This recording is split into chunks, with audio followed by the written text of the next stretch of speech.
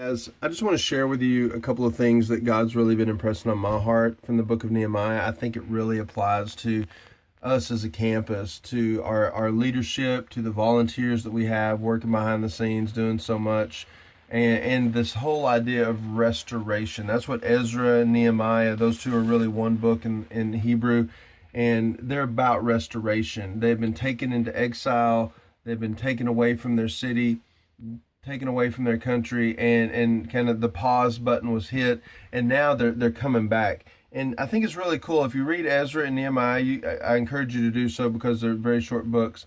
You see kind of the three waves of people returning to rebuild the city of Jerusalem. The first wave, I have a little chart in my Bible. I'll show it to you. And what's cool about it is it mentions how many people came back with each return. The first return was led by a guy named Zerubbabel in the first part of the book of Ezra, and it says that he brought back 50,000 people and that they rebuilt the temple. So that's super cool. They rebuilt in the temple. I mean, you can't get any cooler than that. And then it says that later, from chapter 7 on, in the book of Ezra, that Ezra himself returns, and he returns with 2,000 men and their families. So we're talking 8, 10, 12,000 men. It's hard to tell exactly, or 12,000 people, a huge crowd of people again, and he restores true worship, kind of reestablishes what worship is. Really sexy ministry, spotlight stuff, on the stage kind of ministry. And then you have Nehemiah who comes back, doing kind of backstage ministry. I think it's very interesting in my Bible that it mentions 50,000 that came back with Zerubbabel, 2,000 men and their families that came back with Ezra, and for Nehemiah it just says he came back with a small group. And sometimes I think that's how we feel in Brand New Church Mountain Home right now with our volunteers. Like, man, we're just such a small group. What can we do?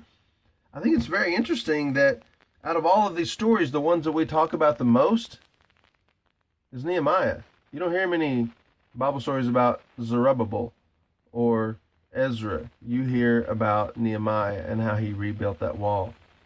And I'm excited about what God's doing through our volunteers. Sometimes it's stuff that goes on behind the scenes. It's cleaning, it's taking care of kids, it's the prep that goes into worship before you ever see what goes on the stage.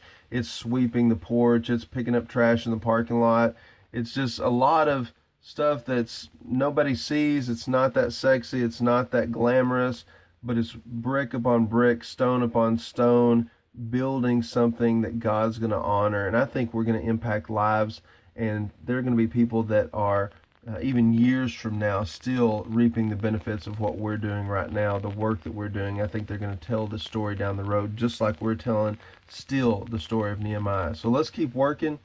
Let's get excited about what God's doing. I think just like in Nehemiah, in a very short amount of time, God's going to break open. I think he's going to pour out his spirit. I think he's going to do something incredible through us in Mountain Home, make a huge splash, and I want to be part of that. Thank you for being part of it. I love you guys, and I'm praying for you. We'll talk more about Nehemiah in the days ahead.